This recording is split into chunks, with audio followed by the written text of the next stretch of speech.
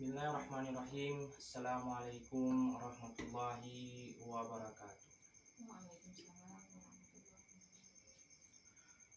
Alhamdulillah, pada hari ini kita berjumpa kembali di modul perlindungan anak, yang mana di bulan yang lalu kita sudah berjumpa dan membahas modul kesehatan dan gizi. Apakah Ibu Fida sudah masih ingat tentang beberapa bulan-bulan yang lalu kita sudah belajar banyak langkah-langkah, banyak sesi yang kita belajar tentang modul kesehatan dan gizi. Dan pada bulan ini kita berjumpa kembali, yaitu masuk ke dalam modul keempat, yaitu modul perlindungan anak, yang mana modul ini akan sama-sama kita belajar bagaimana tentang tata cara, adapun nanti Ibu akan diberikan beberapa langkah oleh teman-teman saya, yang mana di sini Ibu di sesi ini, di sesi pencegahan, sesi 11 ini Ibu akan kita di sesi 11 ini akan mengikuti sebanyak 8 langkah. 8 langkah Ibu Fida. Saya akan menjelaskan kepada Ibu Fida langkah kedua. Langkah kedua yaitu pengertian anak dan hak-hak anak,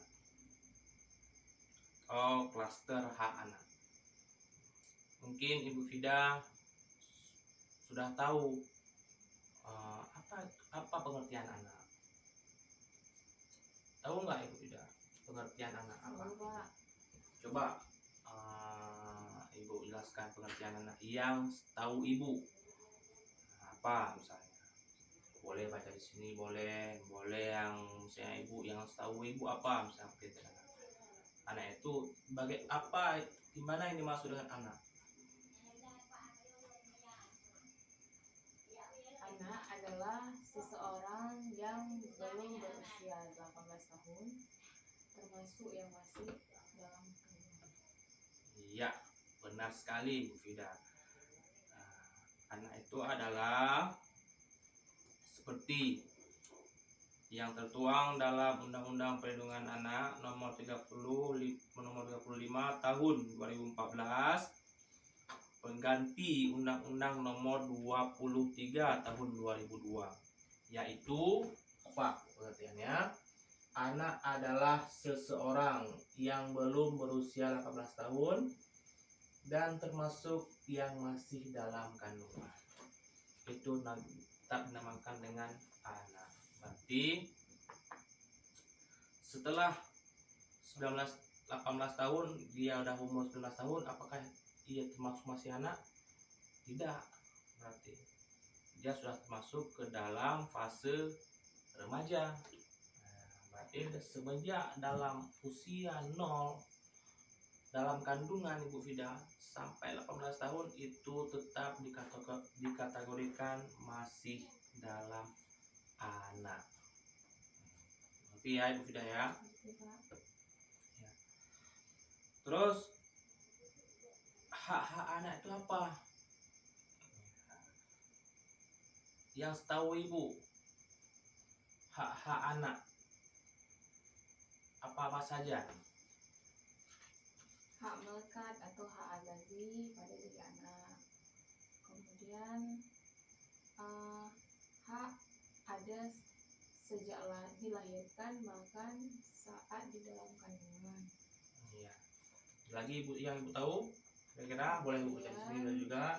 Kewajiban orang tua untuk memenuhi hak tersebut. Ya, terima kasih Ibu Fida. Bisa kita lihat sendiri sini. Sebelum kita mengetahui apa itu hak-hak anak, hak-hak yang harus dimiliki oleh anak apa-apa saja, saya akan menjelaskan pengertian terlebih dahulu. Apa itu hak anak? Nah, hak anak adalah hak yang melekat pada martabat manusia sebagai insan ciptaan Tuhan Yang Maha Esa yang sifatnya tidak boleh dilanggar oleh siapapun dan yang seolah-olah merupakan suatu holy area. Apa pengertiannya Ibu? Hak anak itu adalah hak yang melekat pada diri anak, pada diri seseorang, pada diri insan yang sudah diberikan oleh Allah SWT, oleh Tuhan Yang Maha Esa kepada seseorang. Apa itu? Dan hak itu tidak boleh diganggu-gugat. Makanya kadang-kadang saya pernah beberapa hari ini saya mendengar berita ada seorang ibu yang ingin menggugurkan anaknya. Itu adalah sudah melanggar hak anak, dan itu sudah melanggar hak anak untuk hidup. Itulah dosa, Bu. Makanya saya kadang-kadang sedih mendengar ketika ada anak yang baru lahir dibuang, anak yang baru dalam kandungan digugurkan, itu saya merasa sedih. Baik Bu ya. Ya. Nah, hak anak dapat diartikan yang pertama, coba Ibu baca. Hak melekat atau azazi pada diri anak. Nah, yang kedua, Pemberian Tuhan Yang Maha Esa. iya, yang ketiga ini. Hak ada sejak dilahirkan, bahkan saat di dalam kandungan. Nah, sampai tiga ini dulu Bu ya. Nah, bisa Ibu lihat, bisa Ibu pahami. Hak anak dapat diartikan hak melekat asasi pada diri anak tersebut. Makanya ya seperti saya bilang tadi, hak anak ini tidak harus ada pada diri anak, karena dia adalah pemberian Tuhan Yang Maha Esa. Hak anak ini sudah ada Bu sejak dia dalam kandungan. Apa hak-haknya nanti kita akan jelaskan di selanjutnya. Jadi jangan sampai anak ibu nanti terkadang kurang perhatian, kurang kasih sayang, dan kurang sebagainya. Jadi berikanlah yang terbaik kepada anak. Terus yang keempat, kewajiban orang tua untuk memenuhi hak tersebut. Kayak saya bilang, harus memberikan, selalu memberikan kepada anak. Jika tidak dipenuhi, maka ibu melanggar hak, dan ibu bisa kena undang-undang perlindungan anak yang sudah diatur oleh pemerintah kita. Jika orang tua tidak memenuhi undang-undang tersebut, sebenarnya tadi ibu bisa kena undang-undang perlindungan anak. Orang tua tidak mampu, negara harus ambil alih. Jika ibu merasa tidak mampu memberikan hak anak nanti, yang saya jelaskan nanti, itu negara berhak mengambil alih. Bagaimana? Itu nanti ada undang-undangnya sendiri. Dan Bu ya. Nah, selanjutnya kita masuk ke 5 klaster hak anak, Bu. Nah, ini baru kita masuk 5 klaster hak anak. Yang pertama, coba Ibu baca. Klaster 1, hak sipil dan kebebasan.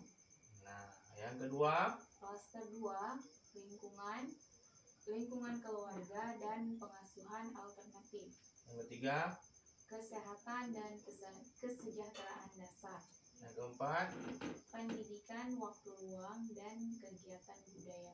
Dan yang kelima. Langkah-langkah perlindungan khusus. Nah, ada 5 klaster anak. Ada 5 klaster hak anak yang harus dipenuhi. Sebenarnya banyak Bu klaster-klaster hak anak. Ada sebanyak 31 dia. Tapi ini saya akan jelaskan 5 saja klaster yang terbesar dalam ibu harus memenuhi apa itu hak-hak anak. Dan ibu harus tahu apa itu hak anak. Yang pertama, hak sipil dan kebebasan. Bagaimana ini pemahaman hak sipil dan kebebasan? Yang pertama, dia harus dilengkapi dengan akte kelahiran, hak warga negara, hak sipil. Dia harus dilengkapi dengan akte kelahirannya. Untuk apa akte itu? Biar anak tersebut bisa diakui oleh negara. Dan yang kedua, hak lingkungan keluarga dan pengasuhan alternatif. Dia sebagai anak, kita harus menjaga di lingkungan keluarga kita sendiri. Yang pertama, di lingkungan keluarga tetangga kita dan pengasuhan alternatif. Kalau kita berikan kepada pengasuh, kita harus melihat kepada siapa kita memberikan. Yang ketiga, kesehatan dan kesejahteraan dasar. Yang ketiga ini tetap kita harus melihat kesehatan dia, membawa ke posyandu kalau dia sakit. Kalau dia sudah besar, sudah meranjak ke umur 6 tahun ke atas, ataupun sudah besar, kita bawa ke rumah sakit.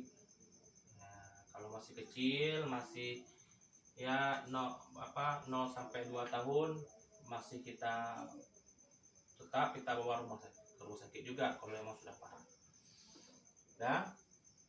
Dan kesejahteraan dasar, sekolah, pendidikan kan, kesejahteraan dasar. Yang keempat, pendidikan, waktu luang dan kegiatan budaya.